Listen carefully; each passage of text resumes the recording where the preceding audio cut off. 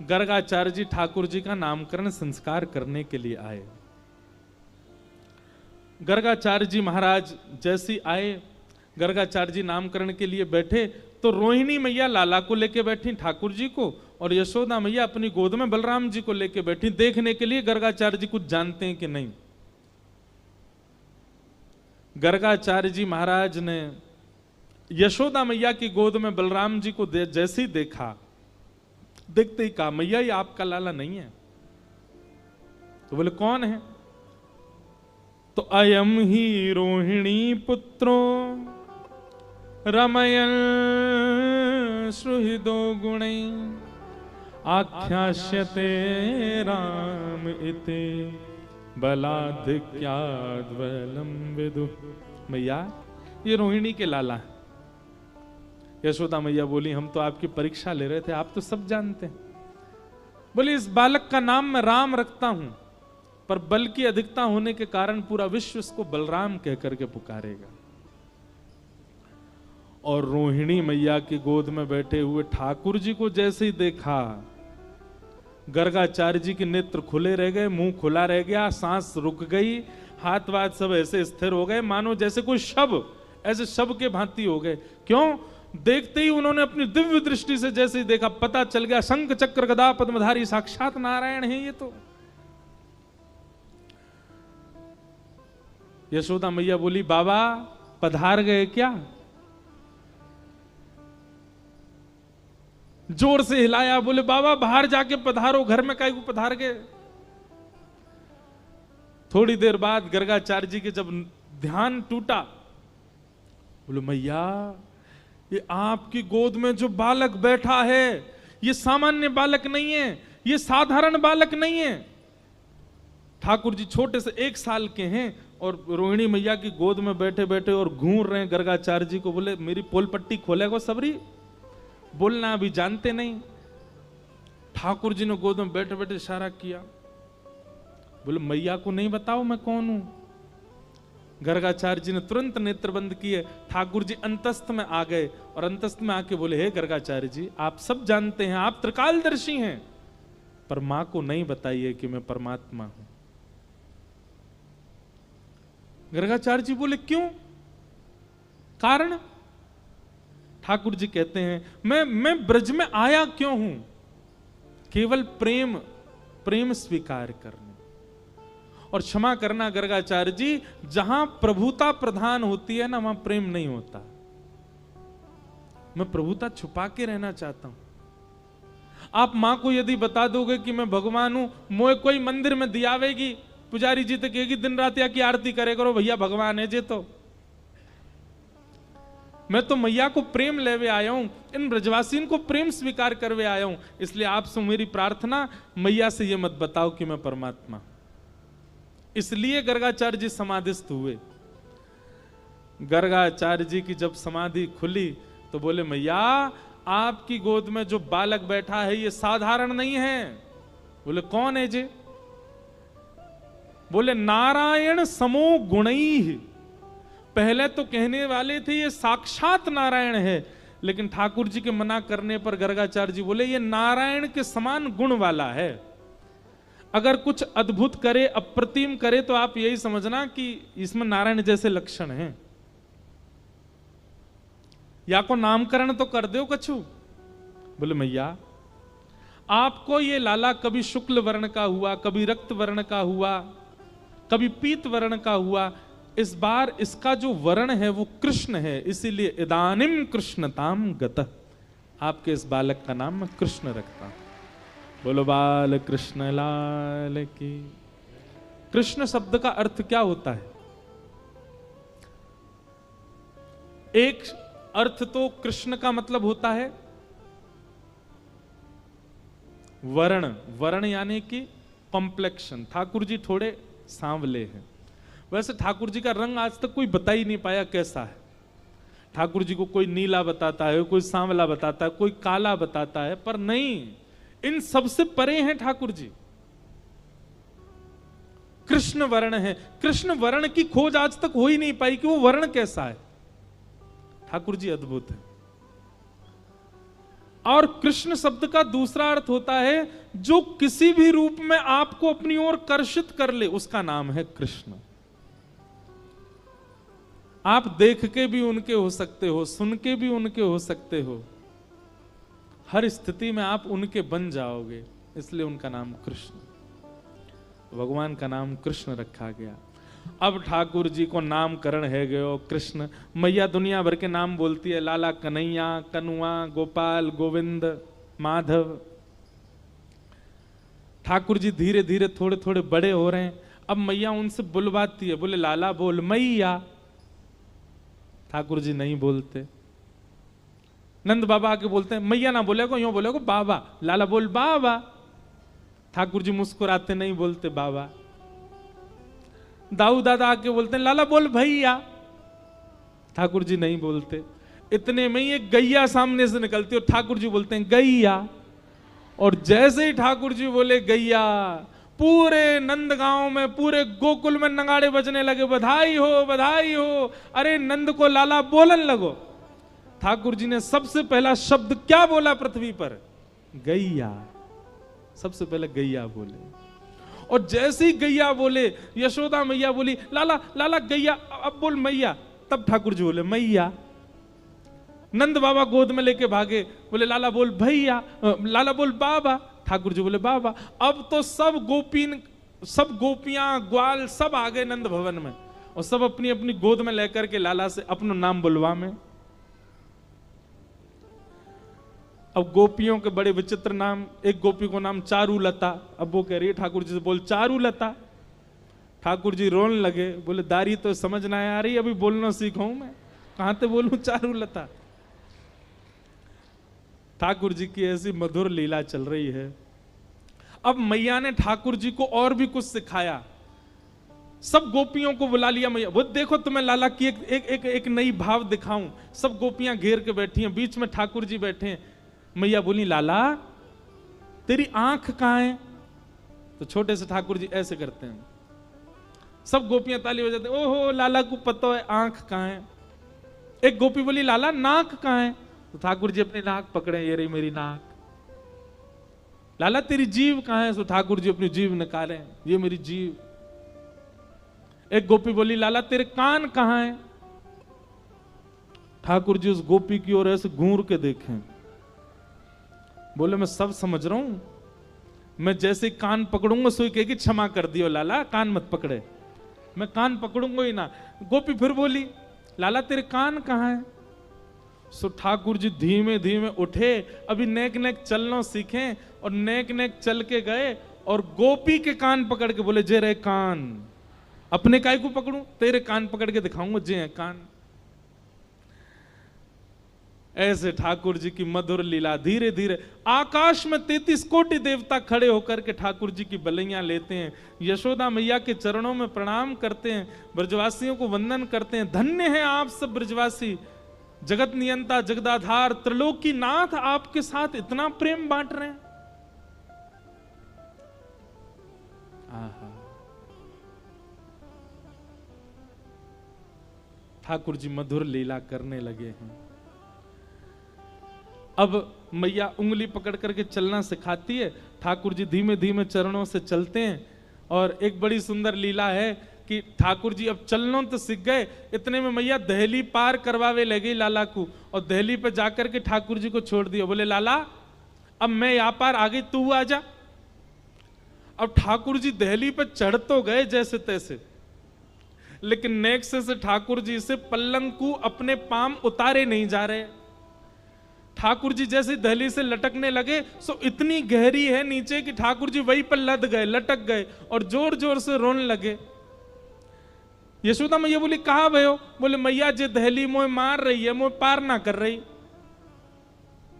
इतने में ही नारद जी कहते हैं, बोले वाह, कहां वामन बनकर के बलि के यहां जाते हैं और 3 पग जमीन वरदान लेने के बहाने 2 पग से तीनों लोग नाप लेते हैं, और यहां इनसे यशोदा जी की दहली नहीं लागी जा रही है। श्रुतिम अपरे स्मृतिम अपरे भजन्तु भव भीता नीतिम अपरे अहम तु नंदम वृंदे यस्या लिंदे ब्रह्म वसिता। मैंने श्रुतियों में भगवान को खोजा, स्मृतियों में खोजा, ठाकुर जी मुझे कहीं नहीं मिले। तभी नारद जी कहते हैं, अरे मिल गए मिल गए मिल गए, ठाकुर जी मिल गए। किसी ने पूछा कहां मिले? बोले नंद भवन की दहली पे लटके हुए मिले, वहां बैठे हैं ठाकुर जी। ये सब ठाकुर जी का प्रभाव नहीं है बंधुओं, ये सब ठाकुर जी का स्वभाव है। ठाकुर जी बहुत प्रभावशाली हैं, पर अपने प्रभाव को गौड़ करके ब्रजवासियों के संग प्रेम कर रहे हैं। ठाकुर जी के 2 दांत निकल आए हैं, यशोदा मैया ताल बजाती है और ठाकुर जी खूब नृत्य करते हैं। नाचे नंद लाल नचावे हरि की मैया, नाचे नंद लाल नचावे हरि की मैया, नाचे नंद लाल नचावे हरि की मैया, नाचे नंद लाल नचावे हरि की मैया, नचावे हरि की मैया, नचावे यशोदा मैया, नचावे हरि की मैया, नचावे यशोदा मैया, नचावे हरि की मैया, नचावे यशोदा मैया, नचावे हरि की मैया, नचावे गाओ भाव से। ओ नाचे नंदलाल नचावे हरि की मैया,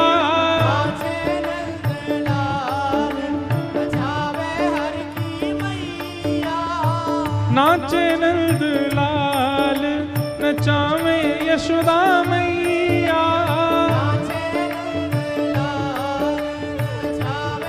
भैया पूरे ब्रह्मांड को नचाने वालों आज खुद नाच रहे हो है। करताल बजा के ऐसी भावना रखो कि हमारे ताल पे ही ठाकुर जी नृत्य कर रहे हैं। बोलो बाल कृष्ण लाल की।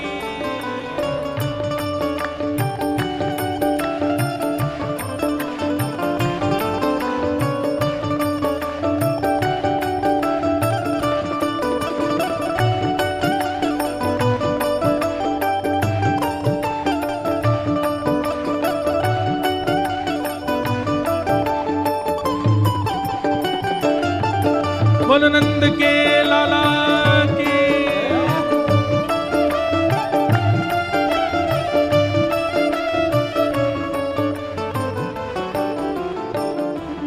ओ दूध न पीवे लाला, दही हूँ न खावे, दूध न पीवे लाला, दही हूँ न खावे, दूध न पीवे लाला, दही हूँ न खावे, दूध न पीवे लाला, तो फिर हो माखन मिश्री को बड़ो रे खवैया, माखन मिश्री को बड़ो रे खवैया, नाचे नंदलाल नचावे हरि की मैया,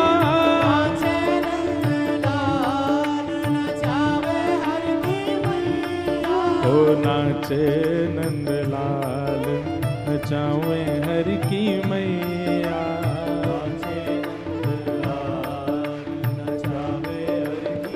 यशोदा मैया बता रही है सब गोपीन को, ज्यों ज्यों लाला बड़े हैं रहे उनके गुण लीला बता रही हैं। बोले अरे ना दूध पीवे ना दही खावे, अरे मैया तो फिर का खावे? बोले पूरे दिन माखन मिश्री खातो रे। अच्छा मैया और बताओ या के बारे में। यशोदा मैया कह रही हैं, टोपी न पहरे लाला, फेंटा न बांधे, टोपी न पहरे लाला, फेंटा न बांधे, टोपी न पहरे लाला, फेंटा न बांधे, टोपी न पहरे लाला, फेंटा न बांधे, टोपी भी ना पहने फेटाऊ ना बांधे, फिर खा करे।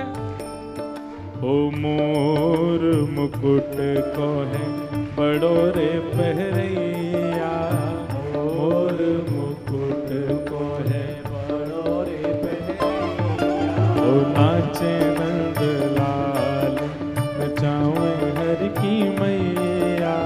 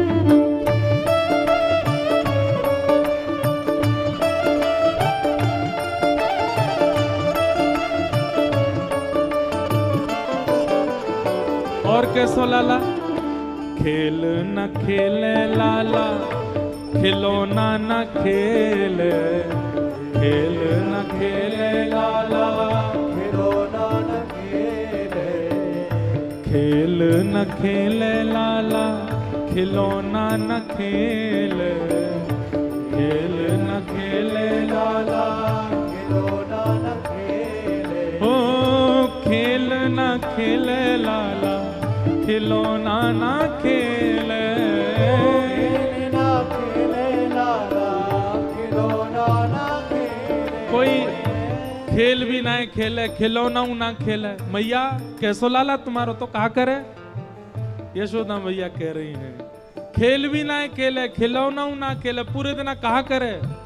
वंशी को लाला है बड़ो रे मजैया, वंशी को लाला है बड़ो रे मजैया, वंशी को लाला है बड़ो रे मजैया, वंशी को लाला है बड़ो रे मजैया।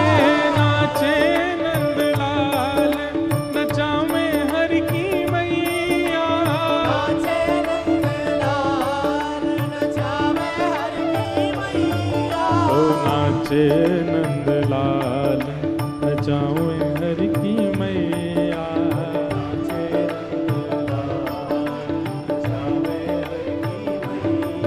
गोविंद मेरो है गोपाल मेरो है, गोविंद मेरो है गोपाल मेरो है, हे गोविंद मेरो है गोपाल मेरो है, गोविंद मेरो है गोपाल मेरो है।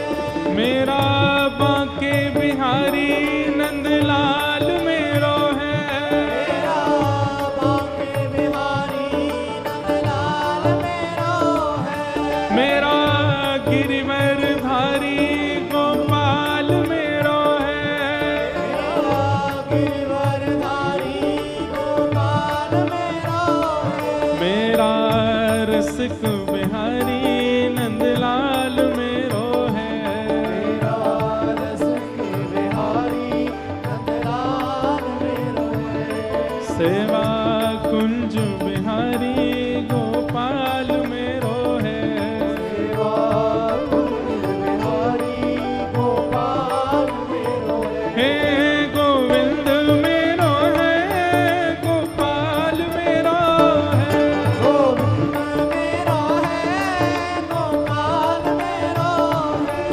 गोविंद मेरो है गोपाल मेरो है, गोविंद मेरो है गोपाल मेरो है, हाँ गोविंद मेरो है गोपाल मेरो है, गोविंद मेरो है गोपाल मेरो, हाँ गोविंद मेरो है गोपाल मेरो है, गोविंद मेरो है।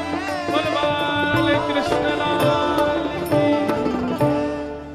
ऐसे ठाकुर जी मधुर लीला कर रहे हैं वृंदावन में, सबके चित्त को अपनी ओर आकृष्ट कर रहे हैं। धीरे धीरे ठाकुर जी बड़े होते जा रहे हैं, 3.5 वर्ष के लाला है गए और अब ठाकुर जी चोरी करने लगे। चोरी करवे के पीछे मुख्य कारण कहा है, ये सब ब्रजवासी जितनो गौरस होवे सब ले जाकर के मथुरा में राजा कंस के यहाँ जमा करवा दे, में कर के रूप में, टैक्स के रूप में।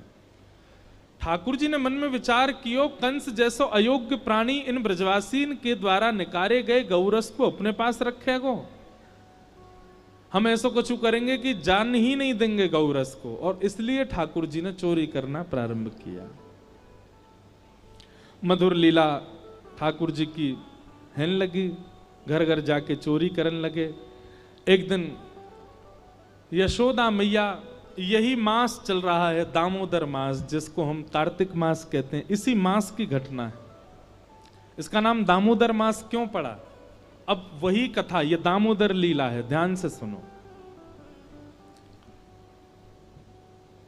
ठाकुर जी आज सवेरे सवेरे उठे, 3.5 वर्ष के हैं। कितने बड़े? 3.5 वर्ष के। ठाकुर जी उठे, पलना से जैसे ही उठे, जोड़ते अपनी आंख मीड़ी, सो जगन्नाथ भगवान की तरह पूरा काजर फैल गो ठाकुर जी को। घुंघराले केश नेक बिखर रहे हैं, मोर पिच्छ अपने कंठ में धारण कर रखा है, अपने शीश पर धारण कर रखा है। सुबह उठते ही बालक को कोई नहीं चाहिए, अपनी मैया चाहिए। ठाकुर जी को सबने गोद दी कि हमारे पास आ जा। नहीं, मैया कहाँ है? मैया पास जाऊंगो, मैया पास जाऊंगो। यशोदा मैया दही बिलो रही है और इतने में ठाकुर, कितनी सुंदर लीला है देखो। ठाकुर जी गए और ऐसे दही बिलोती भाई यशोदा मैया के दोनों भुजान के नीचे से भीतर आए और सामने आके मैया के आगे खड़े है गए। आंखन को काजर फैल गयो है, सो के उठे, आंख भी खुले ही नहीं रही हैं, केश पूरे घुंघराले मुख पर आ रहे हैं ठाकुर जी के। और मैया से कह रहे, मैया जे बता, तो को दूध ज्यादा प्यारो है कि तेरो पूत प्यारो है, बता।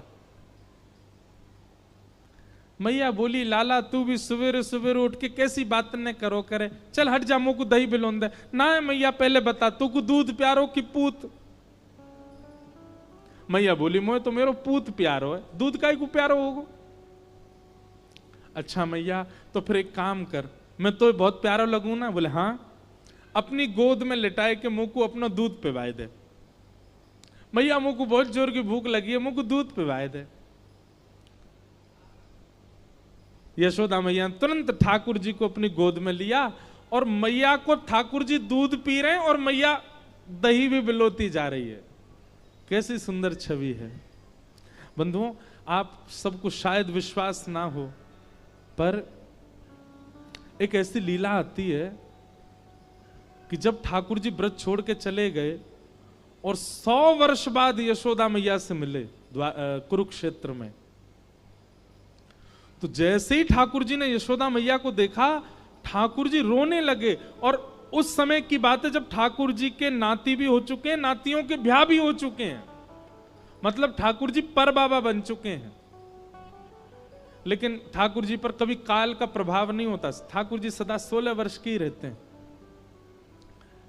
तो यशोदा मैया को 100 साल बाद देख करके ठाकुर जी अपने सिंहासन से कूद पड़े और दौड़ करके गए और यशोदा मैया को जमीन पर बैठा के उनकी गोद में लेट गए और मैया के वक्ष को अपने हाथ से टटोलने लगे और बोले, मैया मुंह को दूध पिवा, मुंह को तेरी बहुत याद आवे। 100 वर्ष बाद ठाकुर जी लगभग 111-12 वर्ष के हैं। यशोदा मैया की आयु कितनी होगी अनुमान लगाओ। उस काल में ठाकुर जी यशोदा मैया की गोद में लेट जाते हैं और कहते हैं, मैया दूध पिया। और मैया दूध पिवाती है ठाकुर जी को। यशोदा मैया और श्री कृष्ण के प्रेम का वर्णन बहुत सहजता से हम कर देते हैं व्यास मंच से, पर यह इतना सहज है नहीं, अद्भुत है।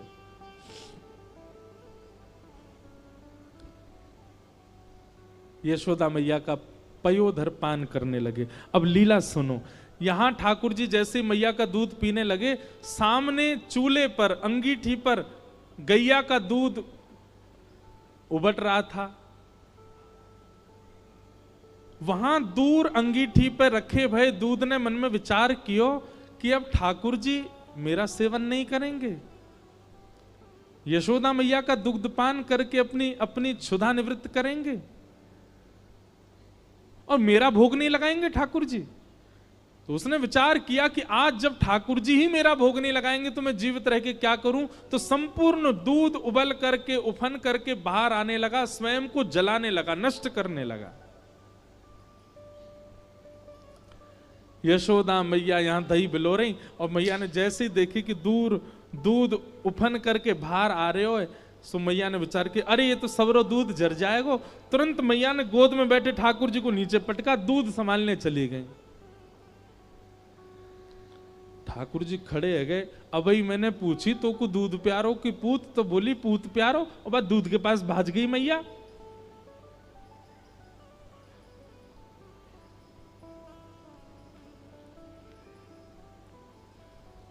हमारे यहाँ के वैष्णव जन वर्णन करते हैं कि श्री ठाकुर जी जब हमारे पास आते हैं तो हमसे पूछते हैं, क्या तुमको संसार प्रिय है कि मैं प्रिय हूं? तो हम कहते हैं कि नहीं ठाकुर जी, आप ही हमको प्रिय हो।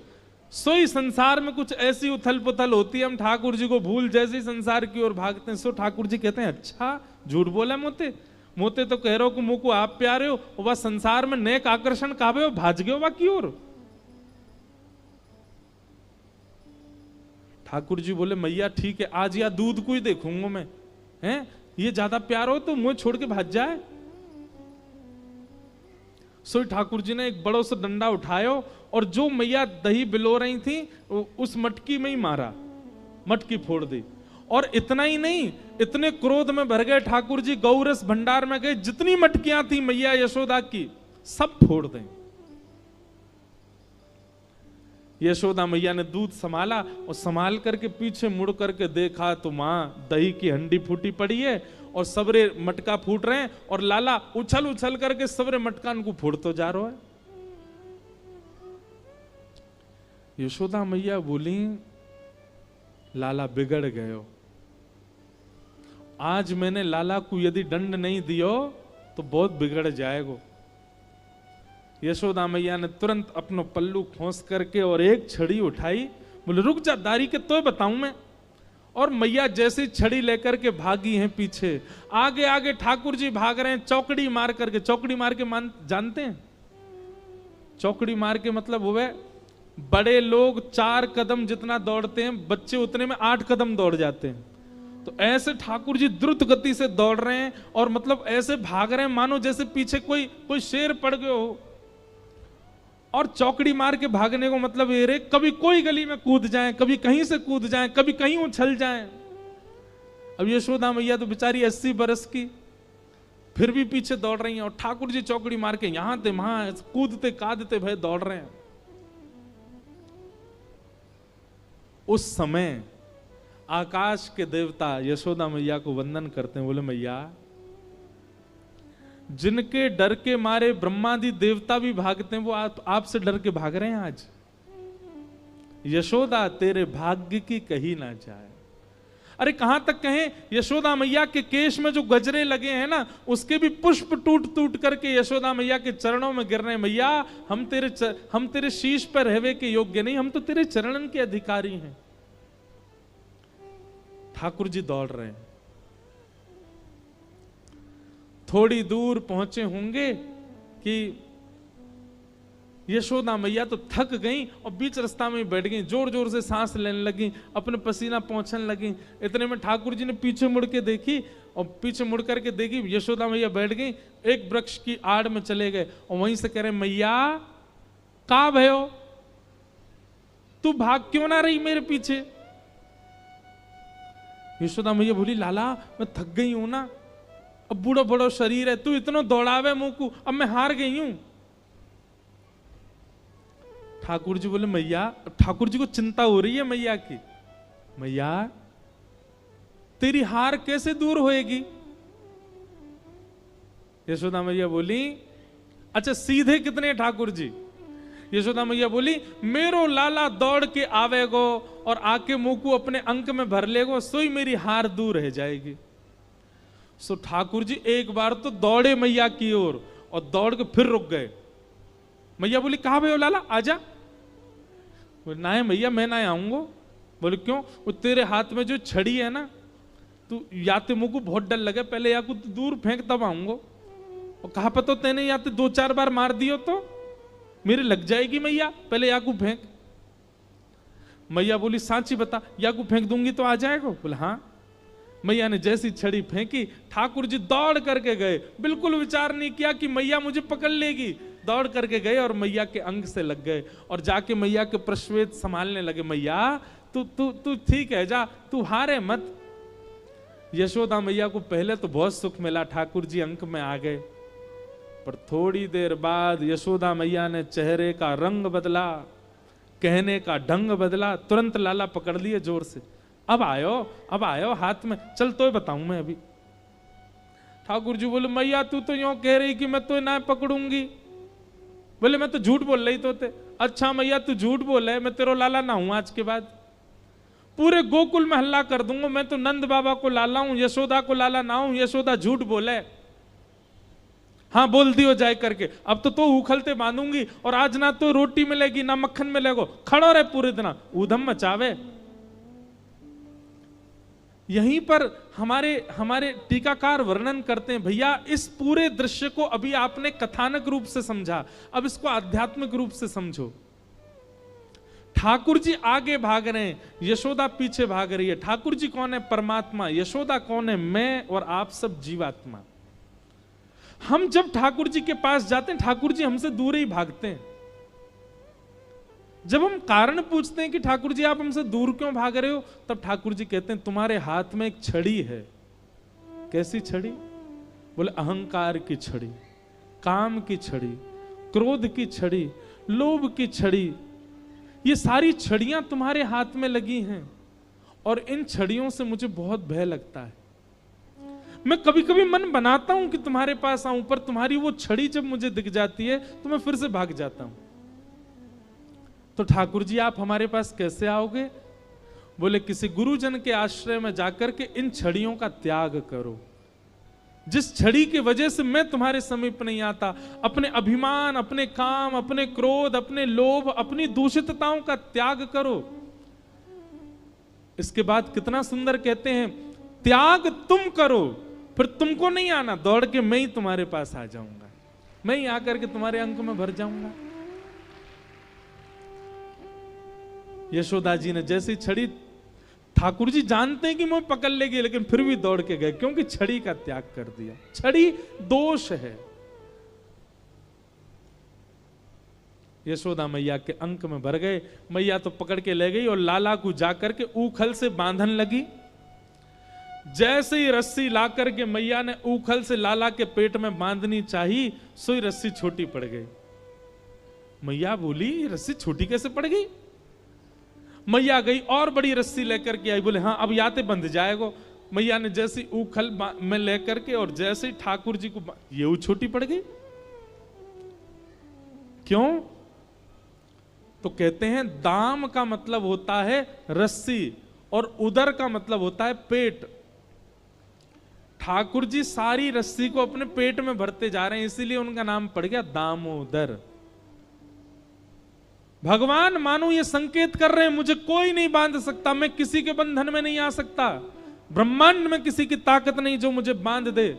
जितने भी पाश हैं, जितने भी बंधन हैं, सब मेरे उदर के अंदर हैं, मुझे कोई नहीं बांध सकता। यशोदा मैया ने सबरी गौशाला की रस्सी इकट्ठी करके एक तो एक बांध दी। अब तो बंधेगो, लेकिन अब के भी जब बांधा तो रस्सी फिर छोटी पड़ गई। यशोदा मैया एक क्षण आश्चर्यचकित होकर के ठाकुर जी की ओर देखने लगी। इतनी बड़ी रस्सी लेके आई, ये छोटी कैसे पड़ गई? और यशोदा मैया के चित्त में अचानक भाव उत्पन्न होने लगा। गर्गाचार्य जी कह के गए थे नारायण समो गुण, पर कहीं ये नारायण ही तो नहीं है, क्योंकि परमात्मा ही किसी बंधन में नहीं आ सकता। सामने खड़े भगवान ने जैसे ही देखा कि मैया मोकू भगवान मान रही है, सोई ठाकुर जी ने कही मैया और कितनी जोर से बांधेगी, देख मैं तो बंध गो। तभी मैया देखती है कि वो रस्सी पूरी बंध गई और गांठ लग गई ठाकुर जी को, बंध गए ठाकुर जी।